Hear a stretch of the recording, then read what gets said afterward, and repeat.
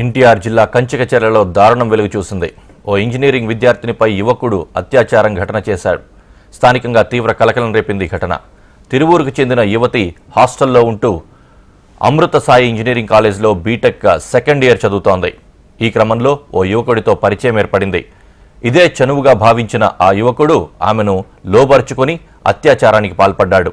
రహస్యంగా వీడియోలు తీసి విద్యార్థినిని బెదిరింపులకు గురిచేశాడు. విద్యార్థులు వీడియోలు చూపించి బ్లాక్మెయిల్ చేస్తూ ఆ విద్యార్థినిపై పలుమార్లు అత్యాచారానికి పాల్పడ్డాడు. అంతటితో ఆగకుండా తన స్నేహితుల కోరికలు కూడా తీర్చాలంటూ ఆమెపై ఒత్తిడి తెచ్చాడు. వేధింపులు తట్టుకోలేకపోయిన బాధితురాలు విషయాన్ని తల్లిదండ్రులకు చెప్పింది. దీంతో బాధిత కుటుంబం కంచికచర్ల పోలీసులను ఆశ్రయించింది. కేసు నమోదు చేసుకున్న పోలీసులు ఇద్దరిని అదుపులోకి తీసుకున్నారు. మరొకరు పరారీలో ఉన్నట్లు తెలుస్తోంది. దీనికి సంబంధించి మరింత సమాచారం మా ప్రతినిధి కాంతి అందిస్తారు. కాంతి, విషయానికి సంబంధించి ఏమైనా పురోగతి ఉందా? కేసులో ఈ విచారణలో ఏ విషయాలు బయటకు వచ్చాయి?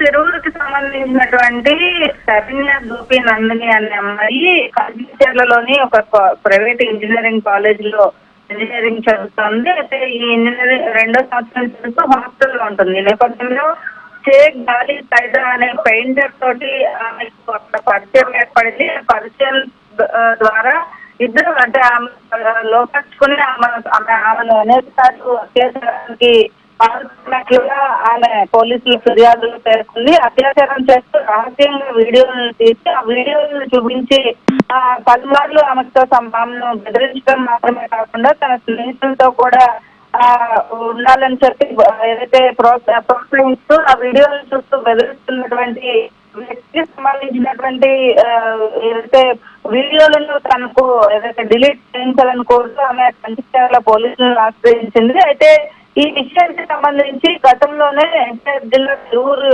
ఎమ్మెల్యే కొలిక్పూడి శ్రీనివాస్ దగ్గర పంచాయతీని పెట్టినట్లుగా తెలుస్తోంది. అయితే ఈ పంచాయతీలో ఇక మీదట ఇటువంటి బెదిరింపుకు పాల్పడదు అని చెప్పి చెప్పడంలో దాంతో పాటుగా ఎమ్మెల్యే పిఏ ఎవరైతే ఉన్నారో అతనికి సంబంధించినటువంటి వ్యక్తిగా ఈ ఎవరైతే సిద్ధు సైదా అనే వ్యక్తి ఉన్నాడో అతనికి సంబంధించిన వ్యక్తి కావడంతో పోలీసులు కేసు నమోదు చేయకుండా ఇద్దరు ఒప్పందం చేసి పంపించినప్పటికీ అనేక మార్లు ఈ వీడియోని చూపించి ఆమెను బెదిరిస్తూ సోషల్ మీడియాలో బెదిరించడంతో ఆమె తమ తల్లిదండ్రులతో కలిసి ఈ రోజు పోలీసులకు సంబంధించి పోలీసు ఫిర్యాదు చేయడం జరిగింది. అయితే ఫిర్యాదులో విచారణ చేపట్టిన పోలీసులు ఇద్దరు వ్యక్తులను అదుపులోకి తీసుకున్నారు. మరొక వ్యక్తి అయితే పరారీలో ఉన్నట్లుగా తెలుస్తోంది. అయితే వ్యక్తులను అదుపులోకి తీసుకున్నటువంటి పోలీసులు వీరికి సంబంధించినటువంటి వీడియోలు ఏమున్నాయి, ప్రస్తుతం ఆ వీడియోలన్నీ ఎక్కడికన్నా ఫార్వర్డ్ చేశాడా లేదా అనే అంశానికి సంబంధించి కొంత విచారణ అయితే చేపడుతూ ఉన్నారు. అయితే పోలీసులతో కలిసి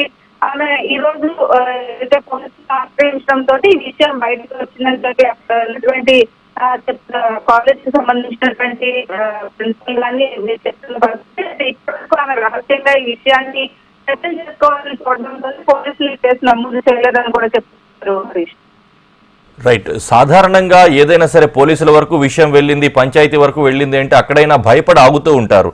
ఆగకుండా మళ్ళీ పదే పదే అలాంటి దారుణానికి ఒడిగడుతూ ఉన్నారంటే ఏమైనా ఇన్ఫ్లుయెన్స్ ఉందా? వీళ్ళకి పొలిటికల్ ఇన్ఫ్లుయెన్స్ ఏమైనా ఉందా? ఏ ధైర్యంతో ఈ విధంగా చేస్తున్న పరిస్థితులు చూడొచ్చు మనం?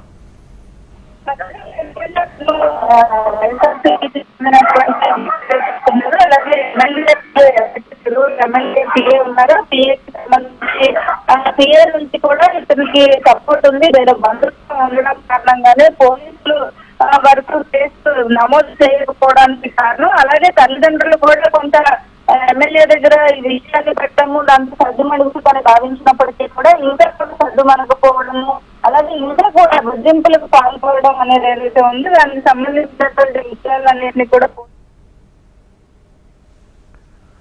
రైట్.